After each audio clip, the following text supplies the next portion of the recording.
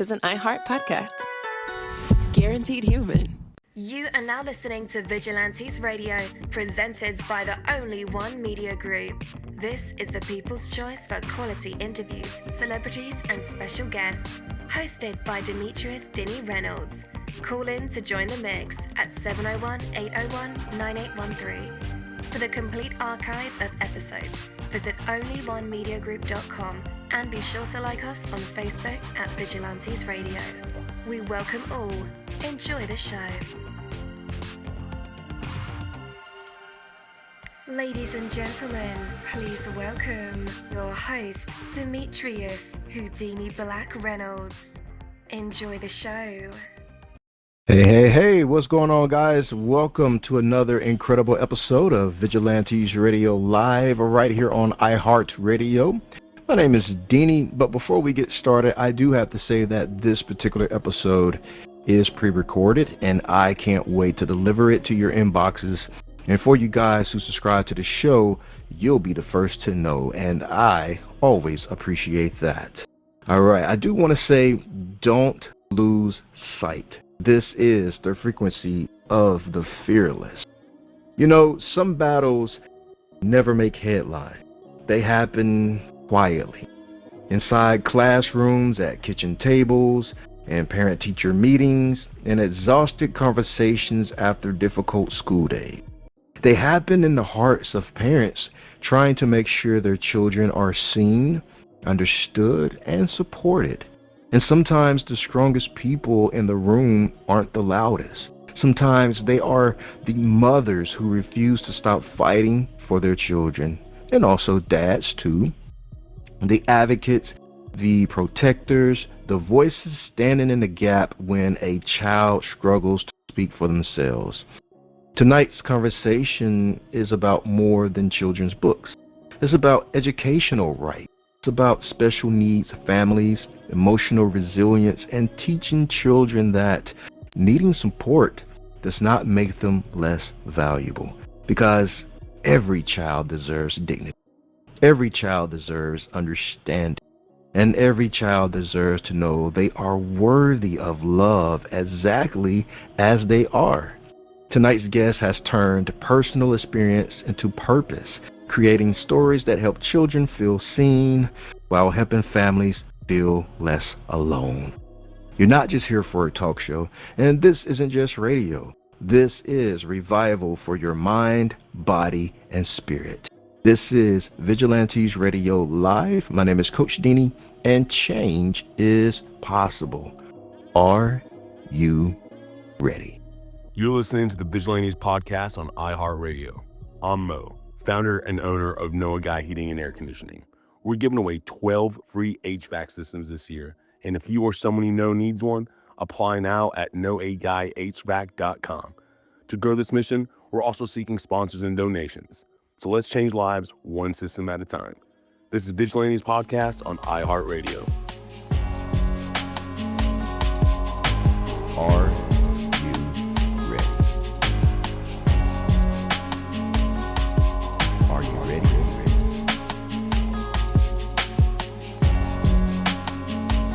Are you ready? Well, let's go. Let's go. Again, guys, welcome to the show. You're listening to VRL. That is Vigilantes Radio Live right here on iHeart Radio. And I am your host, Deanie. Our interviews are designed to go beyond the music, news, books, art, acting, films, technology, education, entrepreneurship, entertainment, spirituality, and sometimes even past that thing that we call the ego. Our interviews are designed to go behind the scenes and into the minds of these brilliant people, you know, the ones who are out there giving it their all for me, for you, and for the world. Well, ladies and gentlemen, tonight's guest is Tracey Lyons Tozier. And she is a master's level clinical social worker, educational advocate, and children's author passionate about helping families navigate the education system and advocate for children with special needs. Since founding her advocacy business in 2018, she has empowered countless families with tools, support, and guidance.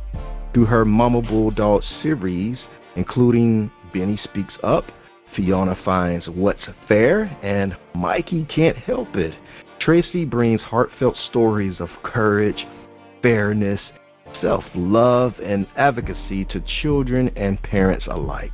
So please join me in saying welcome, friend, to Tracey. Hey, welcome to the show. Hi, Deanie. Thanks for having me.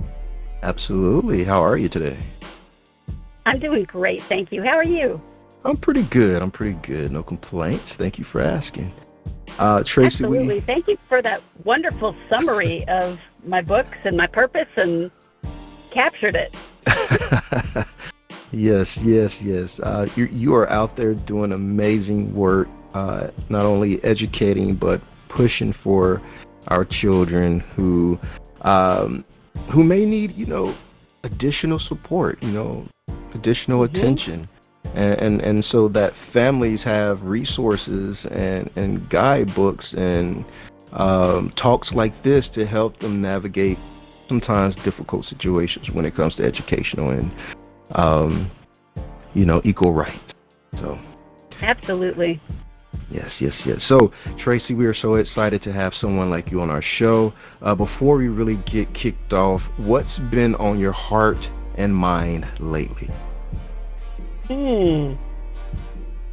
Well, I have a new book coming out in just a couple weeks that's about ADHD. And in this book, Mama Bulldog steps away from her own family and helps another family, a family of terriers, because all my characters in my books are dogs. The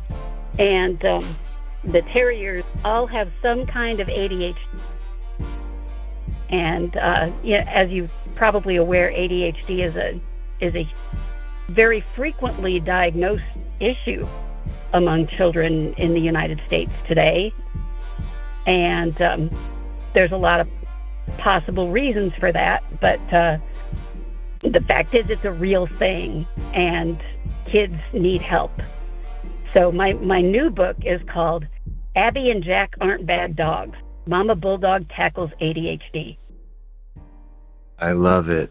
And you're right. It seems to be the most common diagnosis ever. I remember my own child. He was just acting out, and they wanted to put him on medicine. He has ADHD. Like, no, I know my kid. I know this kid. He doesn't need medicine to mellow him out, to calm him down. He just needs to focus on, whatever's being taught. And so we didn't put him on medicine. But even with children, I'm finding adults saying that, you know what, I may have ADHD. Oh, yeah. So, a lot of adults have it and never realized that that's what they were struggling with all these years. But, some adults turn out to be some fantastic adults, living... Absolutely.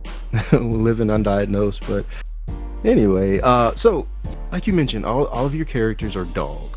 What is it about dogs?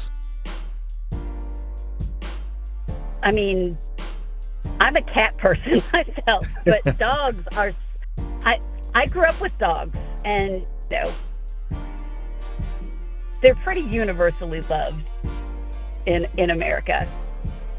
And French bulldogs are always like the most popular or second or third most popular dogs for people to own in the country.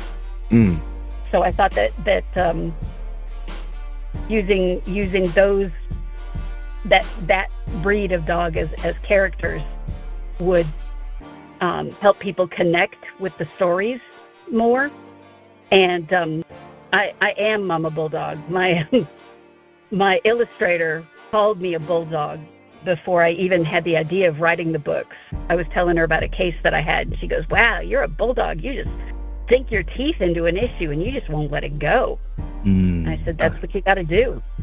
I love that. I don't have to be rude, but I'm not dropping the subject. Yeah. And we are so glad that you're not letting up. I too grew up with dogs, but I'm now a cat person. That's great.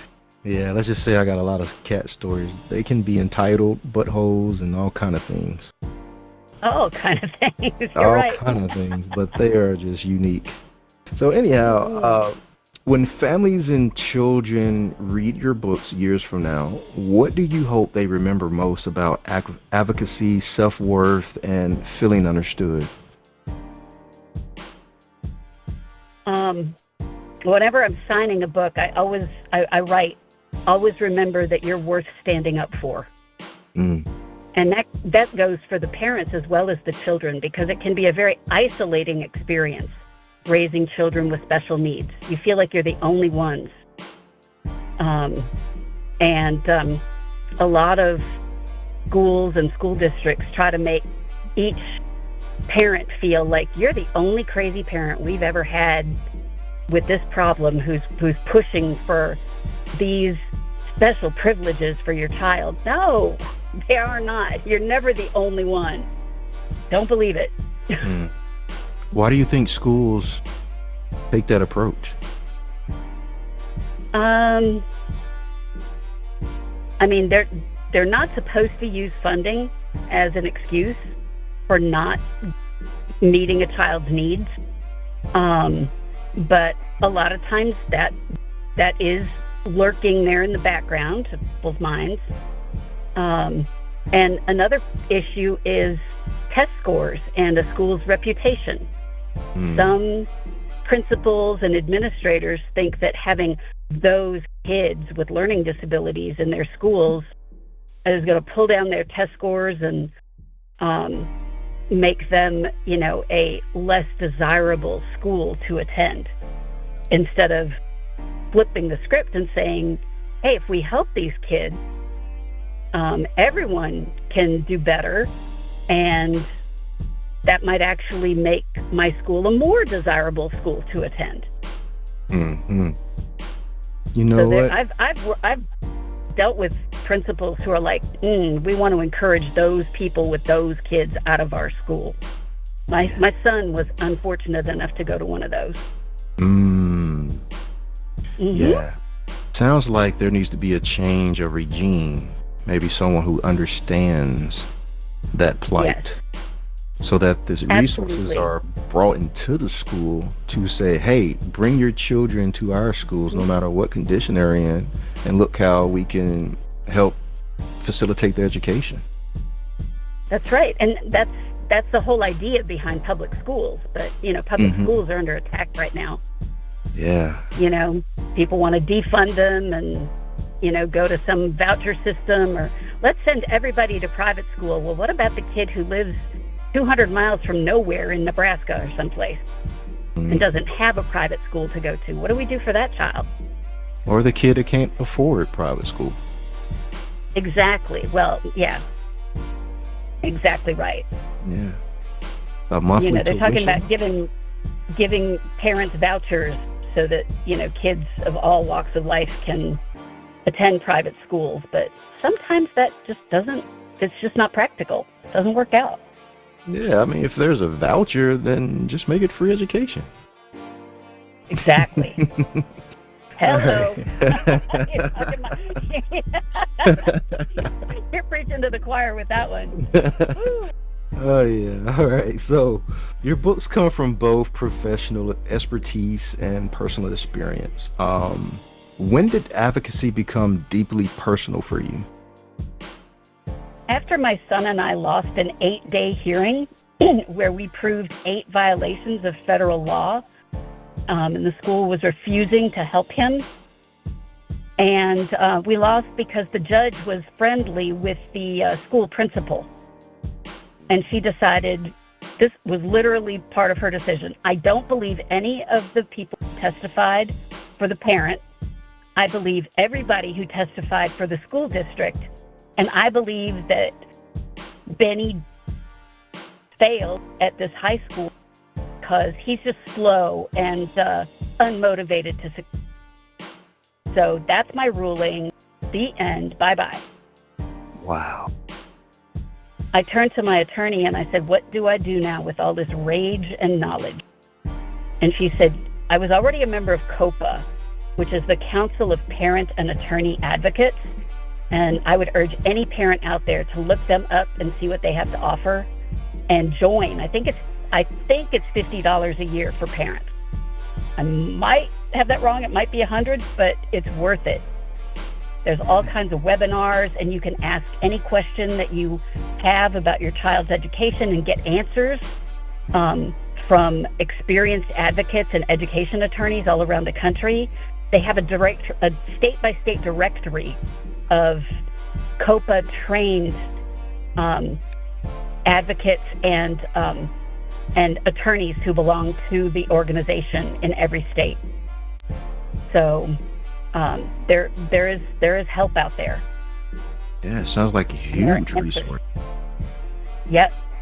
So I took their special education advanced advocacy training class, and it's about a 10-month graduate school class with a like a graduate school class with a 40-hour minimum practicum after that under an education attorney or an experienced advocate. So I had the people skills and the social working skills, but it really gave me the grounding in the law and legal research that I needed in order to be effective as an education advocate.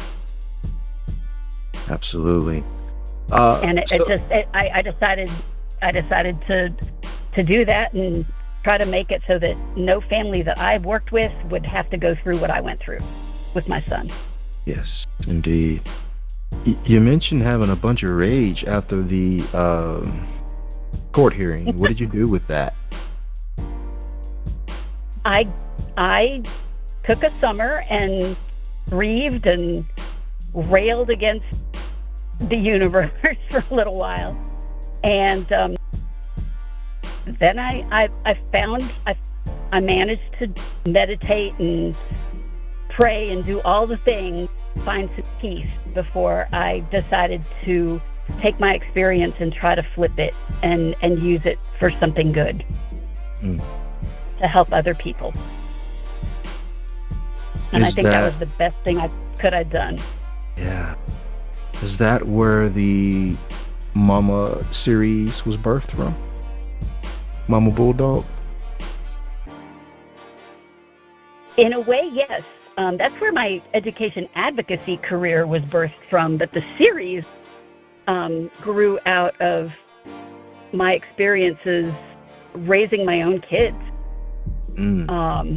My daughter had dyslexia, my son had autism, and all the specific learning disabilities and executive functioning problems, which is a fancy way of saying when he was little, he couldn't organize his way out of a paper sack.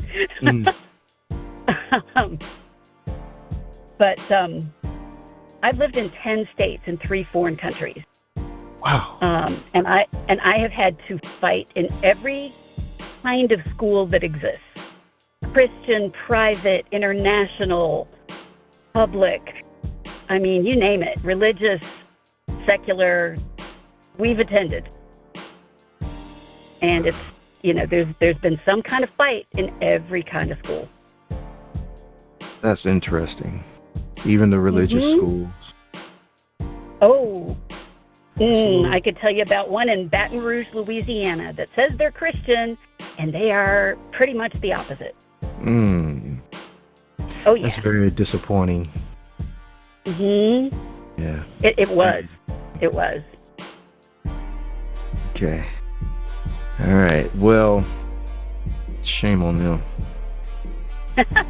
Yep, but I've got strong, resilient, wonderful kids who are now adults, and I have a wealth of knowledge and experience that I can bring to the families that I work with.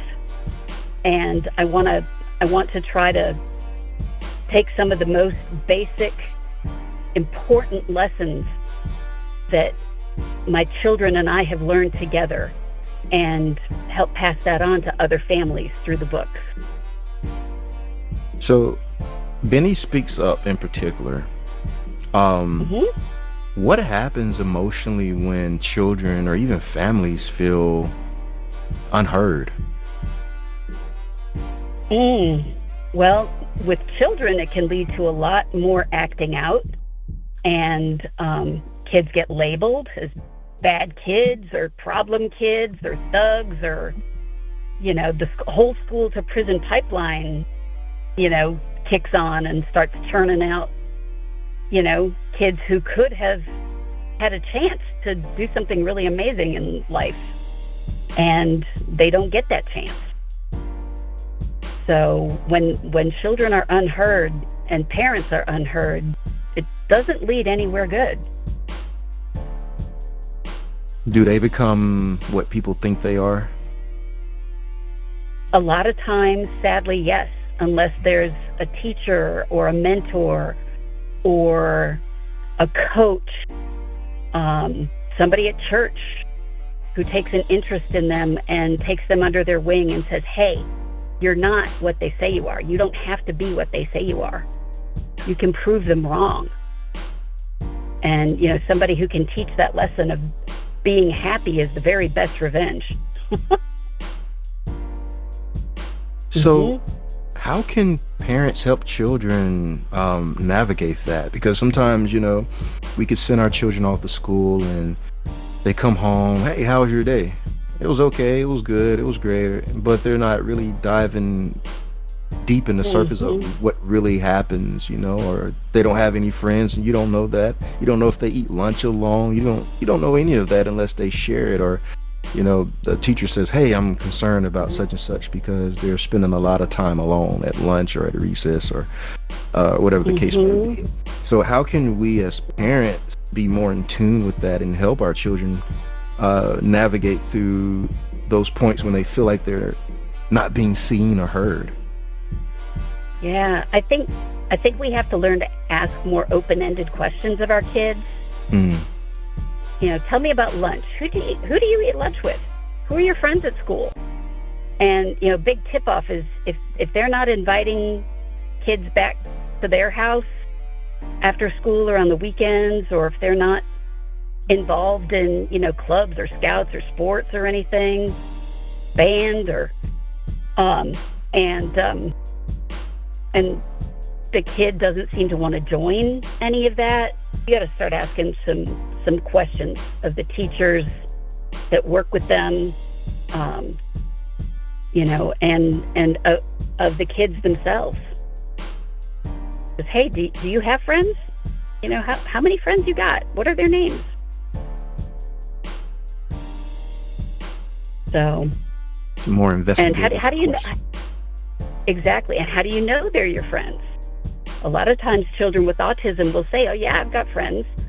How do you know they're your friends? Well, because I want them to be my friends. That doesn't necessarily mean they're actually friends. Indeed. So there is a phrase, fair means everyone getting what they need. Very powerful. Why do people often misunderstand fairness in education?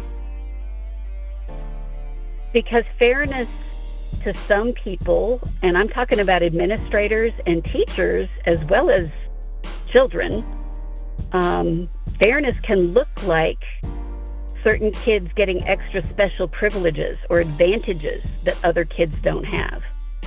And in the world of competitive parenting and competition in school, if you think somebody's getting an unfair advantage over you, it ticks you off, and it ignites that, hey, I'm going to smack this down. I don't think this should be happening sort of instinct before kids understand that there are kids with invisible disabilities, learning disabilities that, the rest of the class might not know about. And the kid might not want to talk about it. No kid, especially a middle schooler, wants to be seen as different or be singled out or be seen as, unusual compared to their peers. That's right. Yeah. So I think my books can be used by teachers and parents of typical kids as well, to teach, to educate about these invisible disabilities, and to develop some empathy and compassion around a kid who might need more time on a test because they read slower and write slower than the other kids in the class. Doesn't mean they're not just as smart. My daughter's got a crazy high IQ, but she will always have dyslexia. Mm-hmm. So it's been remediated as much as it can be. And I mean, she's got 2 bachelor's degrees now. One of them's in molecular immunology, microbiology, immunology, and molecular genetics from UCLA. And then she just graduated VCU with a degree in medical laboratory science. She's got a full-time job in the laboratory at the 3rd largest VA hospital in the country. So my kid's not stupid. But she did need some extra help along the way. Yes. Wow. And wow, kudos to you, Mama, and definitely shout outs to your daughter. Definitely. That is impressive.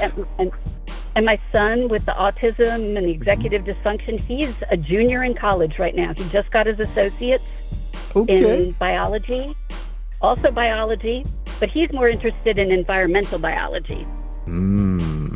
I could see him wrestling pythons out of the Everglades or butterflies in Africa or something. Not a desk kind of guy, but he has a very scientific mind. He doesn't want to be confined to a laboratory setting or behind a desk or anything. But doing air quality or water quality control or anything that can help connect people with nature is really a noble thing, and I think he's going to be really fabulous at it. Yes, let's go. I'm so happy to hear that. Shout out to him too. Yeah. Thanks. Yes. Thanks. That's the real life Benny and the real life Fiona. So what do they think about themselves ending up in your stories? They approved the books. Okay. Fiona got to design how she looks as a bulldog, which was really fun. Oh. Because she's like, I'm not a pink bow in the hair kind of girl, Mom. Don't put any pink bow on my ear and call, I said, well, then how do you want to, show that you identify as she, her? And so she picked like pink glasses and a little bit of an eyelash and a heart-shaped blaze on her chest. Okay. And, Fiona's a girl dog. Nice. Designed by your daughter. Yes. I love it. Exactly. So they've given me permission to, give some basic information about them, like, the degrees and schools. So they're pretty pleased about the stories, I think, overall. Oh, that's good. That is good. But they've never had anybody come up to them and say, "Hey, you're the Fiona in the Mama Bulldog book series," either.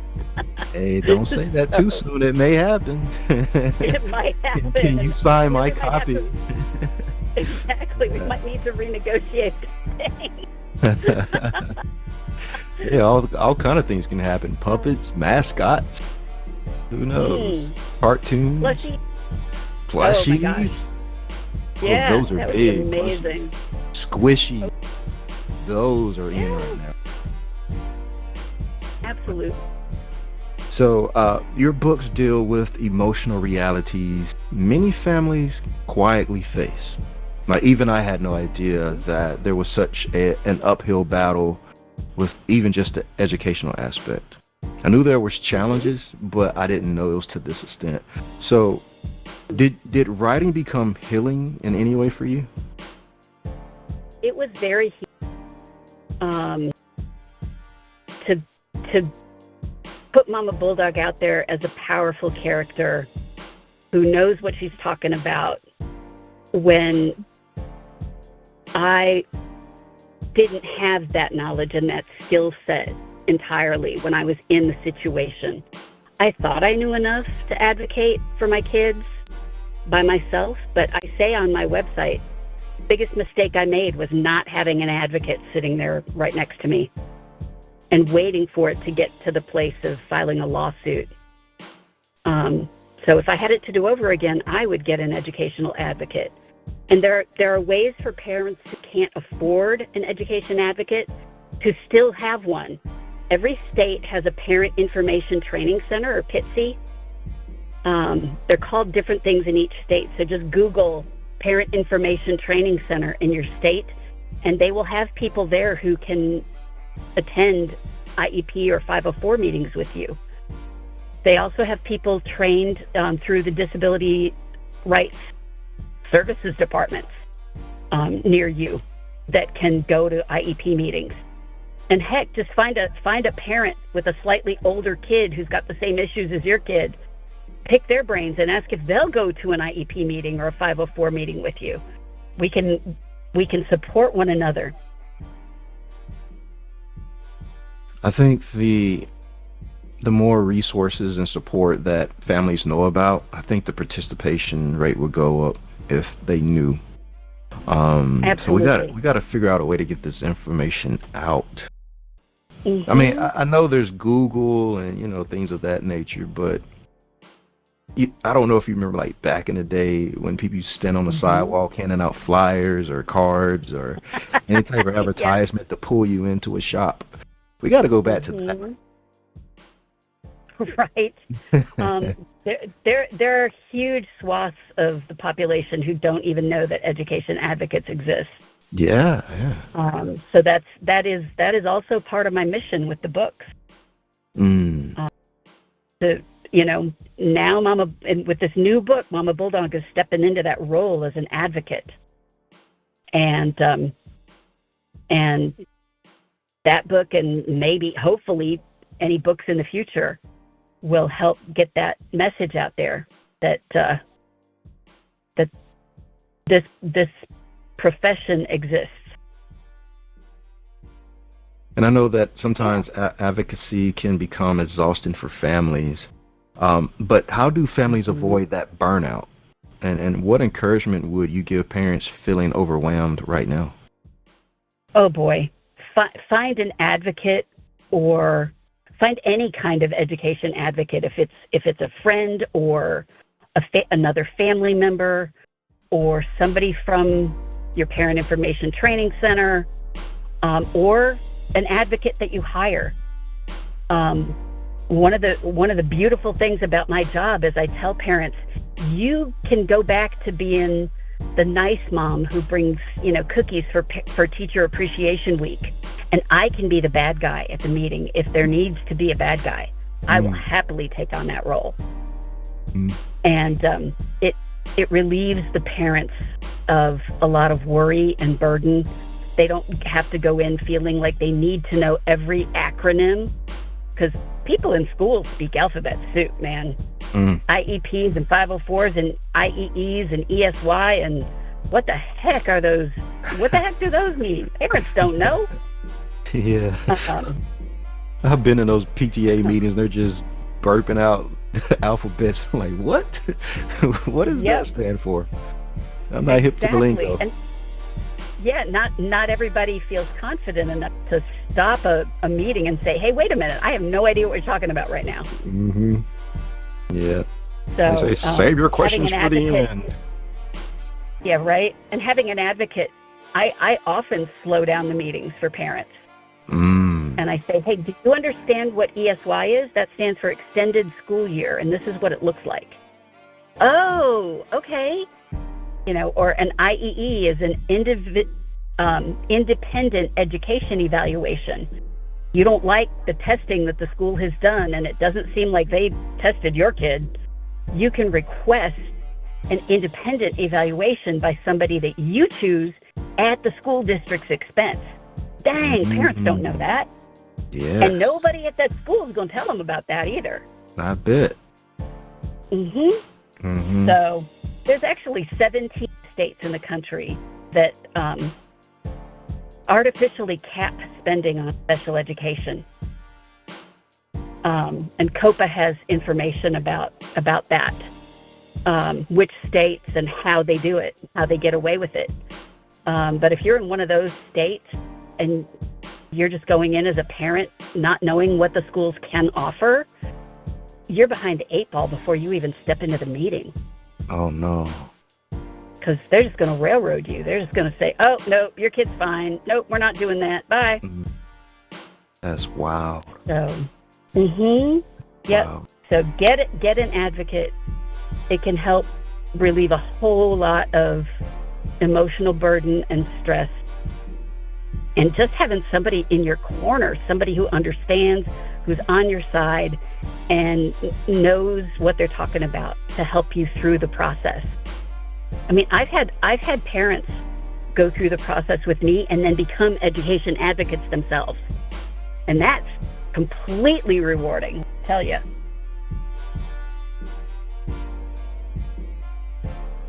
So that is a lot. And we need to do better with advocacy, partnering with families. So I'll put my head on this. Yeah. So your books are written with warmth, but also I noticed there's a ton of realism in it. Like, you're not sugarcoating challenges. Why do you feel like that is important? Because people need to see themselves and their children and their challenges in these books. And children need to see themselves. I had one grandmother read Benny Speaks Up to her autistic middle school grandchild. And he stopped her a few pages into the book and he said, "Grandma, did this lady write this book just for me? Because this is my life." And it brought tears to my eyes. And she let me use that quote on my website, which was hugely touching and gratifying. So that's what it's all about. That is huge. That is huge. So we applaud you for that, Tracey. Oh, thank you. Very much so. Thanks. You're fighting a hard battle. Applaud every family, every parent out there who's raising a special need kid and struggling through 7 hours of homework that takes anybody else 2 hours to do it per night. There's so many of us out there. So as we wrap up, how can adults help children feel emotionally safe again? Ooh, you ask really good questions, Dee.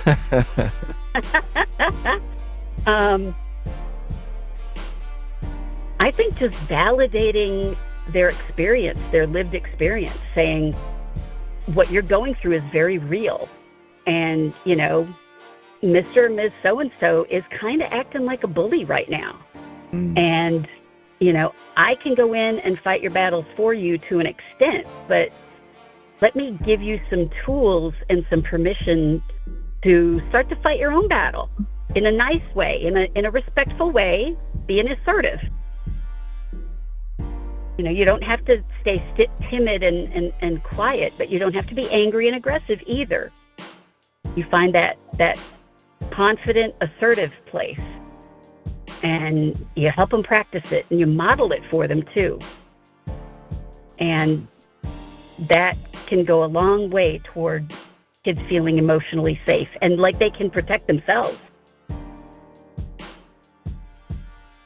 All right. And one final question for you.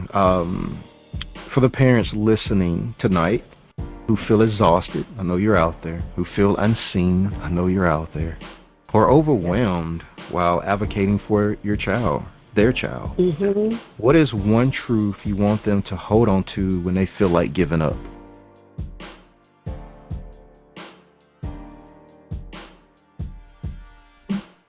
You're not alone. You're not unseen. There are many people who have walked the path before you, and what you're doing with your child is important, and it will pay off huge dividends when your child grows up and becomes whatever they choose to become. I used to tell my son he could be anything except 30 years old, sitting on my couch in his underwear playing video games. That's the dream. That's the dream, exactly. That's the dream life. Right? Oh my goodness.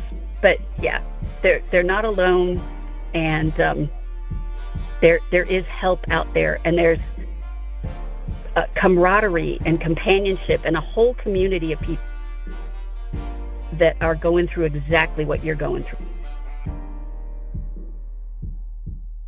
I love it. Tracey, where can our listeners connect with you on the internet and purchase your books?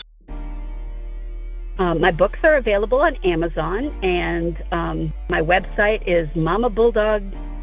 MamaBulldogBooks.com or MamaBulldog.com. Try them both. I can't remember my own website right now. Yeah, just try them both. I've had a long day. I'm sorry. It's okay. It's okay. It is. Yeah. Oh, and listeners, just in case you need those links, we will have them in the description of this episode and in the show notes. So all you guys have to click the links. We'll make it very simple for you, so you don't have to go searching all over the web, and just click of a button. There you go. All right, tonight's conversation reminded us that advocacy is love in action. You want to know what the word love means?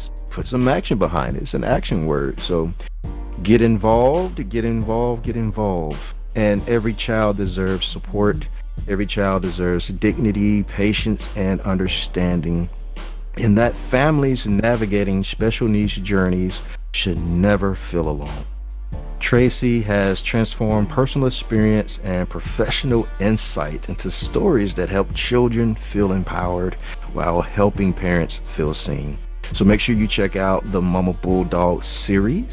There's Benny Speaks Up, Fiona Finds What's Fair, and Mikey Can't Help It. Plus, there's a new one on the way. So make sure you stay tuned for that, and continue supporting conversations around educational rights, compassion, and emotional well-being. Because this ain't just radio. This is revival. Thank you so much, Tracey. It was a pleasure having you on.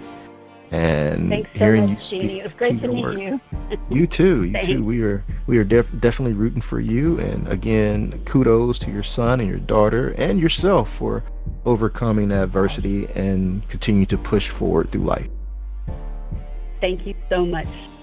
Absolutely. Take Thank care. Thank you, listeners, as well. Yes. Thank you. You're welcome. Have a great night. Okay. Thanks. Bye. You too. Bye-bye. Peace to all. My name is Whodini, and I am the host of Vigilantes Radio Live. I think that we are beyond just asking cool questions and getting cool responses. I think that we are here as creatives to provide an example that you can do things different outside of expectations, because some of us simply were not born into the club, but there is perhaps a door, window, or back gate that we can leave a clue for you to get into. Life is short, but there are plenty of moments to try and get it right. Pursuing your dreams and learning from mistakes may be tough, but regret is tougher. To book your interview, email us at vradio@onlyonemediagroup.com. That's a V as in victorious. Or visit onlyonemediagroup.com. I'm counting on you. Heaven, we all are counting on you to step into your purpose and your passion. You are listening to Vigilantes Radio Live on iHeartRadio, providing you with an opportunity to dive deeper.